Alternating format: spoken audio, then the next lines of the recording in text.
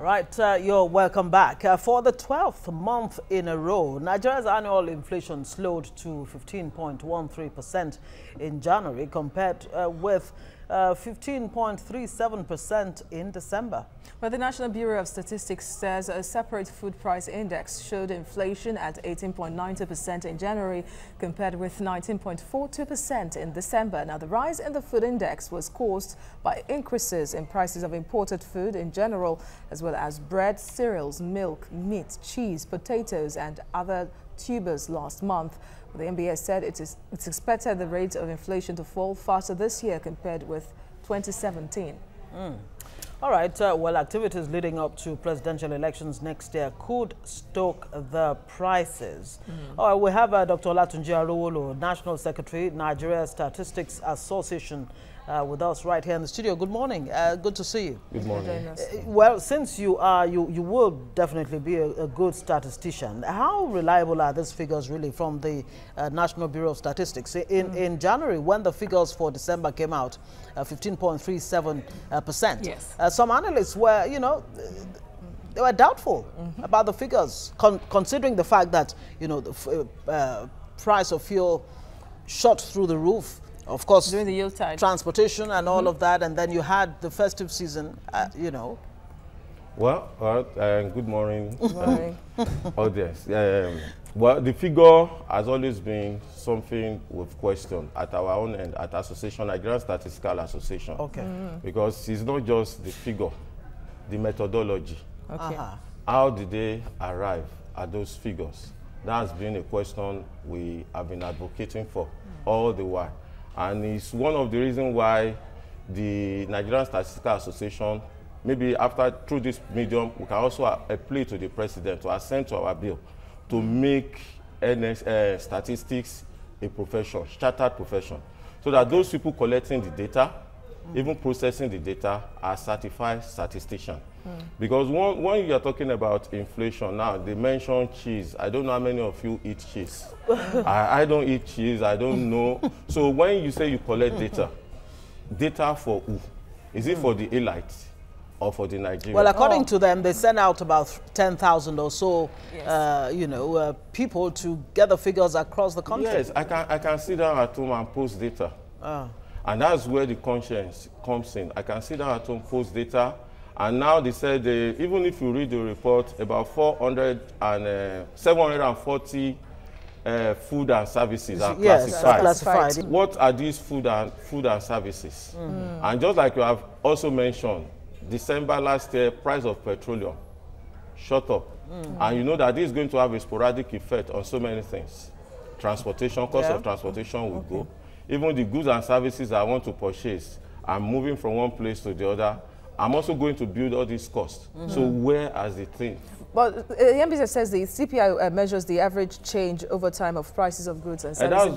But then, of course, you would accept that during that period, after Nigeria slid out of recession, that there had been gradual, if not stability, at least gradual, a little downward trend in the prices of some products at the markets.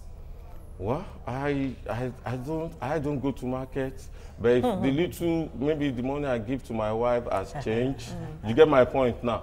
I pay more than what I used to pay, yet my salary did not change. And that's where, when you talk of inflation, this is where it bites high. And this consumer price index, they're only looking at one aspect. Yes, it's a measure of inflation, but it's also an indicator for government to fix salary.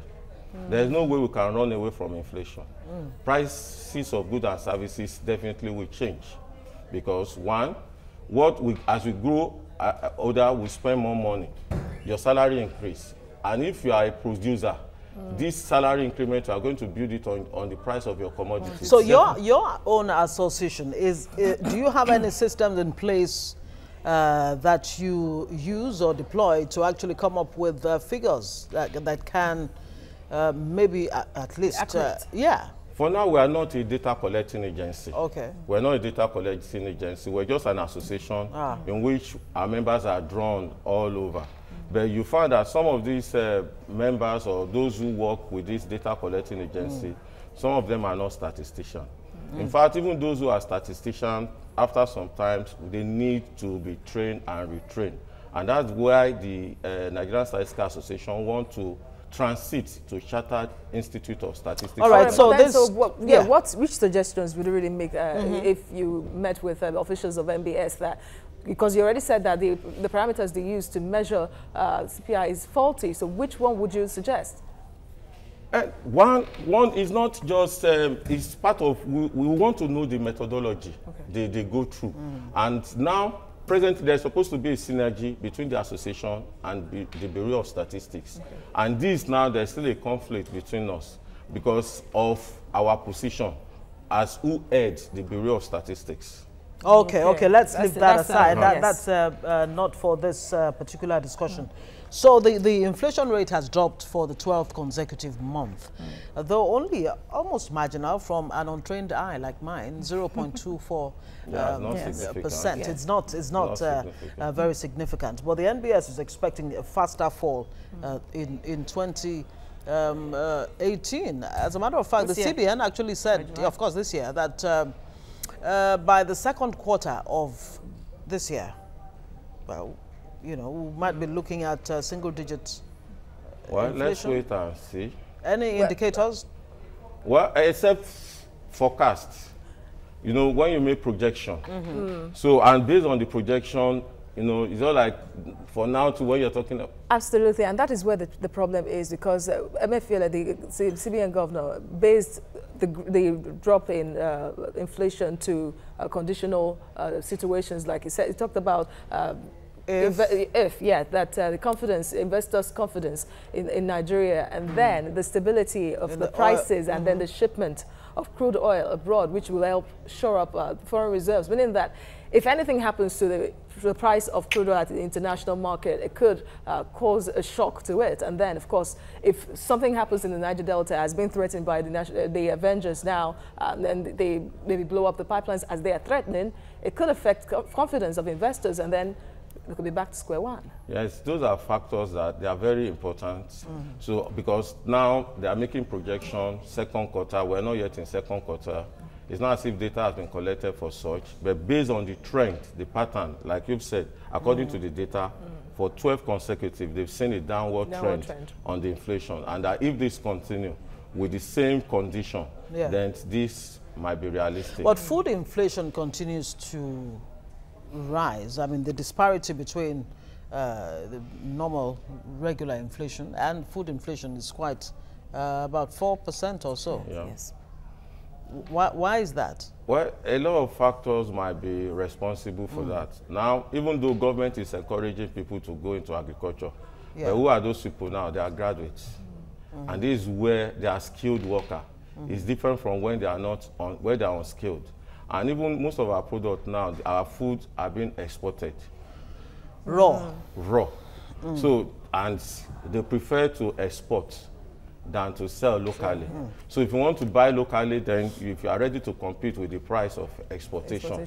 So this might account for why the price of the food commodity is going now, some economic analysts have talked about some of the retrogressive moves by CBN, that in fact that the hope that maybe the inflation could get to the lowest double digit or the highest single digit by July might not be possible if CBN doesn't mop up the excess money in public, because that is causing inflation when you have too much money purchasing very few goods. Well, I'm sorry, I'm not an economist, but if you look at it, if I have enough, if there is money for me, there is tendency for me to spend anyhow, even not looking at the right price. If you look at it from that price, after all, I have the money. So, but are the price really right? But at the same time, if there is inflation, like recession, if from the angle of recession, you need more money in circulation so that recession will also will disappear. So this is a conflict where the economics can... So all right, the Monetary Policy Committee has been recommending structural factors, you know, saying that the cost of power, energy, transport and all of that should be looked into, as that would affect the inflation rate. What kind of structural adjustments should we be looking at? Well, if I look at the issue of power, we might move away from the topic because are we really paying for what we consume? Because the electricity is not there, and yet we're paying so high. So if they could look at it, like the issue of prepaid meter, for example, now, they'll be able to look at what I consume, apart from even the pricing, even if the price still remains what it is per kilobyte or the way they charge it. But do we really pay for what we consume? We are not paying for what we consume. So if they can look into this, like let there be a prepaid meter so that people can actually monitor. When I want lights, I'll put it on. When I don't want it, I'll switch it off just to monitor my consumption. So this could also be a way to All right. Yeah. So urban inflation rose by 15.56% from 16.78% recorded last year, December, while rural inflation eased by 14.76%. Now, as a statistician, how do you think this would help or is supposed to help governments to plan for the urban areas and then rural areas, respectively? Well, if I look at the food dropping, the inflation dropping in the rural area, I would say is a welcome development. Well, this might account for one. They don't even have enough money to compete for the food, and they are the one even producing this food. In the first instance, it is expected that it will be cheaper there. But for the urban, they consume. They are not producer. So this is even expected. Not minding what happened in the recent cost of transportation, because these goods are moved from the rural to the urban, and the cost of transportation has skyrocketed due to the high price of even the fuel is not even there. So you pay, even the price they give us, that 145, we are not even buying the fuel at 145 naira per liter. So in terms of development, of course, in some places people are paying as high as 200, if not more than that. So that's it. All right, the federal government released about 750 billion naira to the MDAs from the 2017 budget. Has this in any way impacted on the inflation rate? And of course, there was a short break in CBN's intervention, in the forex intervention. How do you think that played out in the figures we're seeing now? Well, I didn't really study that area. Okay. I didn't look into that area, so don't let me. Okay, yeah. But would it have, ordinarily, I mean, at face value, would that? But we have to look at what government gave in the previous year. Yes. So compared to what is given now. So when government releases such amounts, I mean 750 billion to ministries, departments and agencies, should it ordinarily impact on the inflation rate, and how? It shouldn't impact so much. Okay. Because one, it should even reduce. It should reduce this, because one, depending on the ministry or the agency that's saddled with a particular responsibility. So they're supposed to look at what even causes this inflation. And probably in the year before, there were no provision for such money. And if the money is not available, so they'll be able to spend it in the right direction to reduce, like they claim for petroleum now that they are subsidizing. You can imagine if they are not after we were told that was it in 2016, May of 2016, that the fuel subsidy was removed officially. Yeah. So that's you cannot imagine now if they say they are not subsidizing. Yeah. And at even subsidy, we still pay as much as 200 naira per liter in some places to buy fuel. So if they are not subsidizing, do you know how much you'll be paying? So this, in a way, can have a direct. Yes, we know that. Yeah, inflation really drives a higher cost of borrowing. And you've talked about how important is it for any government to study the statistics very well, for them to be able to peg the salaries of civil servants, especially. Now that there is a committee set up, to design a new salary structure of minimum wage for Nigerian civil servants. How important is it for them to study not just this one now? And that is where the problem lies. If anything happens, like we talked about the parameters that determine how the economy improves per time. And then we have the government saying that maybe by the last quarter or second to last quarter of the year, they would come out with a new salary structure. And then anything happens before that time, it could cause a disparity in the figure to be released. So how important is it really to study this and then subsequent ones really before designing a new minimum wage Well, I think government has to evolve. There was a time when I was a chairman academic staff union. I think the Lagos State government then, Mr. Babatunde Raji Fashola, when he was governor of Lagos State, there was a committee set up that even people don't even need to agitate for salary. A system will be put in place that will determine how this salary increment should come. Though in civil service structure, annually, even whether you get promoted, there is an increment in salary. Yeah. What percentage? And that's why they need to study this inflation. You know the growth, inflation, the growth rate. And that will be the parameter to determine what the minimum wage is going to be. And even if the minimum wage goes up and the market woman hears that workers' salaries have increased. Inflation is a thing that you can't run away from. It will surely happen. It's only that what government should do is try to maintain a particular digit.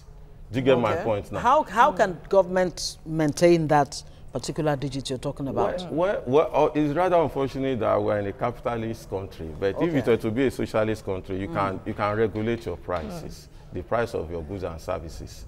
Okay, this is how much, just like they do for petroleum now. Ideally, that is never a good economic decision. To set price. It's better for market, as we've heard from economists, it's better for market forces to demand and supply. They should have even let the petroleum price, instead of saying 145 naira per liter. Why did they allow it? You should have allowed the market to determine it. So would you say but of course, you find that even at that 145 naira per liter, if they sell 145 naira per liter in Lagos, and in Kano they're also selling 145 naira, that means somebody is paying more. Okay, we have to wrap it up here. Dr. Olatunji Arowolo, you're the National Secretary of the Nigerian Statistical Association. Thank you very much for coming to the show. Thank you. All right, of course, the MPC is still not in place. Since the Senate has How not approved that the affects the inflation rate is another matter entirely. All right, there's still more to talk about. We'll go on a short break, and when we return, we will be looking at the onslaught of the Nigerian army against Boko Haram. Stay with us.